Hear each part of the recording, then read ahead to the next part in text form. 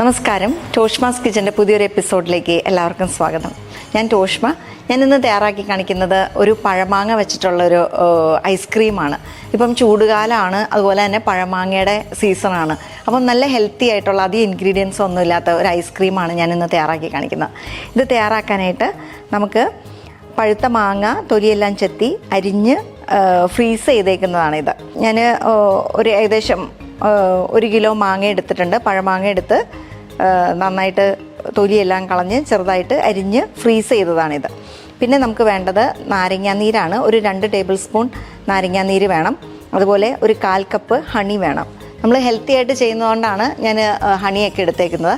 ഇനി നമുക്ക് ഈ ഫ്രീസ് ചെയ്ത പഴമാങ്ങ, ഇത് ഞാൻ പറഞ്ഞു തൊലി ചെത്തിയിട്ട് ഫ്രീസ് ചെയ്തതാണ്. ഇത് നമുക്ക് നന്നായിട്ടൊന്ന് അരച്ചെടുക്കണം. ഞാൻ ഇതിലേക്ക് 2 ടേബിൾ സ്പൂൺ നാരങ്ങാനീരും ചേർത്തു. ഇനി ഒരു 1/4 കപ്പ് ഹണിയും കൂടിയും ചേർക്കാം.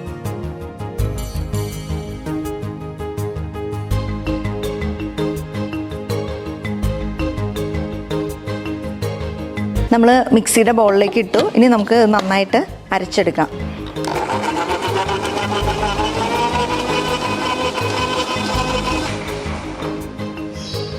നമ്മുടെ ഈ മാങ്ങ ഫ്രോസൺ മാങ്ങ നന്നായിട്ട് അരഞ്ഞ് കിട്ടിയിട്ടുണ്ട്. നമ്മളതിൽ തേനും അതുപോലെ തന്നെ നാരങ്ങാനീരും ചേർത്തതാണ്. നമുക്കിനി ഇതൊരു ബോളിലേക്ക് പകർത്തിയിട്ട് ഫ്രീസറിൽ വെച്ച് നന്നായിട്ട് സെറ്റാക്കി എടുക്കാം. ഫ്രോസൺ മാങ്ങയൊക്കെ യൂസ് ചെയ്തുകൊണ്ട് നമുക്ക് പെട്ടെന്ന് തന്നെ ഫ്രീസ് ചെയ്ത് കിട്ടും. ഇതാ നമ്മൾ ഈ മാംഗോ സോർബെ ഉണ്ടാക്കാനായിട്ടുള്ള ഈ മിക്സ് നമ്മളിത് റെഡിയാക്കിയിട്ടുണ്ട്. ഒരു ഗ്ലാസ് ബൗളിലോട്ട് പകർത്തി ഇനി നമുക്കിത് മൂടി വെച്ചിട്ട് നമുക്ക് ഫ്രീസറിൽ വെച്ചിട്ട് സെറ്റ് ചെയ്യാൻ വയ്ക്കാം.